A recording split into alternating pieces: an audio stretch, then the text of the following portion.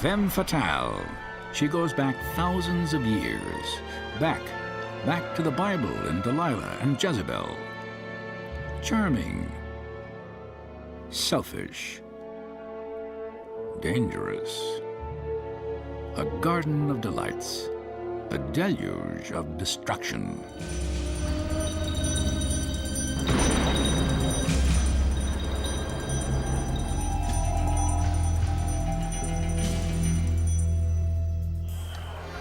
Hollywood's most enduring femme fatale, the dame who slinked through 2 decades of film noir cinema, sprang from an almost comic union. Whatever her faults, the noir dame has pedigree. She was Madame X of the Nickelodeons. In silent flicks, she was a sultry girl from Cincinnati named Theodora Goodman. For the movies, her name was changed to Theda Bara. Bara being Arab spelled backwards. Theda Bara made vamp a household word. In those days, when men withheld the vote from women and frowned upon their holding jobs other than domestic, women might secretly admire a Theda Bara, who, through her wiles, twisted men around her little finger. Theda was old hat when World War II exploded. Its impact on American women was irreversible. With America's manpower fighting overseas, the nation tapped its woman power. In that war, nobody was a slacker. Women sprinted from the kitchens to the war plants, from charm schools to welding, from making babies to making bullets. And now they had cash jingling in their coveralls. When the boys came home, they expected everything to be the way it was when they left. It wasn't. In Hollywood's film noir genre, which so captivated the newly reunited couples of the post-war years, the silent movie vamp and Rosie the Riveter spawned a fantasy femme fatale peculiar to the era. Cynical but seductive. Earthy but mysterious. A beautiful manipulator who'd do anything for love, power, and money. Mostly for money. What's the losers at? Penitentiary, naturally. Naturally. And the winners? You get rich. And you? I get richer.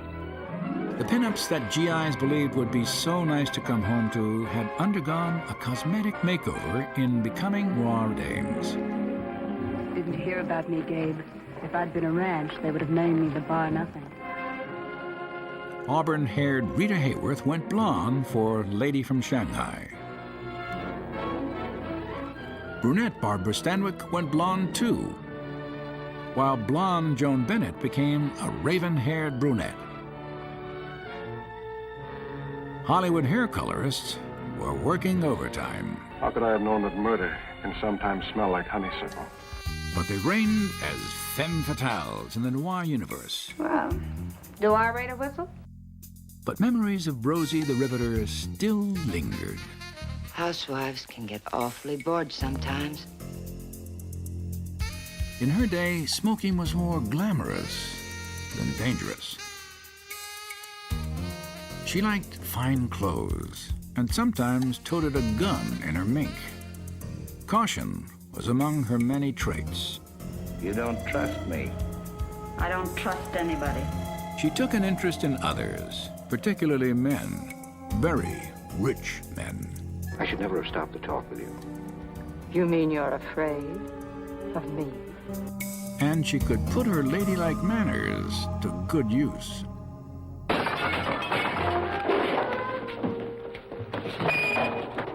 What happened? He was reaching for something and slipped. She'd do most anything to get attention, when that's what she wanted. She's dead. But I'm not dead. Hey, remember me? She wasn't virtuous, but she sure was choosy. You touch me and you won't live till morning. She had remarkable powers of persuasion. a delicate poison. A dainty handgun. And her Black Widow embrace. But she was always bettering herself. Just think. A person can be alive in the morning and dead at night. She sparked her lovers with new ambitions. They hang you for a thing like that. Oh, but not if you do it right. And you're smart, Frank. You'll think of a way. Plenty of men have. But at times, she was impatient. I can't stand it anymore. What if they do hang me? They're not going to hang you, baby. It's better than going on this way. They're not going to hang you. Because you're going to do it and I'm going to help you. Every man will feel that when it comes to murder, it couldn't involve a more enticing girl. She brought the best and the worst out of men. And wildcat. Smell blood, huh? There were men who found her out in time. Loving her was like shaking hands with the devil. You'll hate every vicious bone in her body, but you won't be able to get her out of your mind.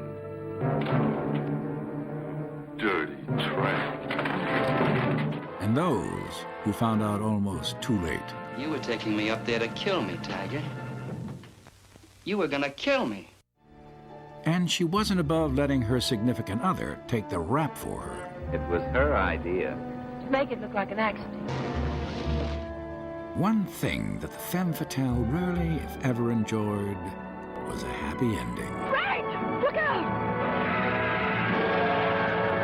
No, I tell you he's lying!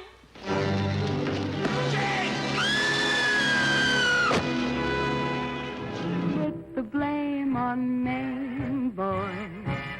Put the blame on Maine. In almost every film noir flick, the femme fatale gets her comeuppance. That brought on the Frisco Quail. This lovely loner with knives in her nylons and pistols in her minks was at last rescued from the quicksand shadows of the big town, only to become mired in sunny suburban togetherness.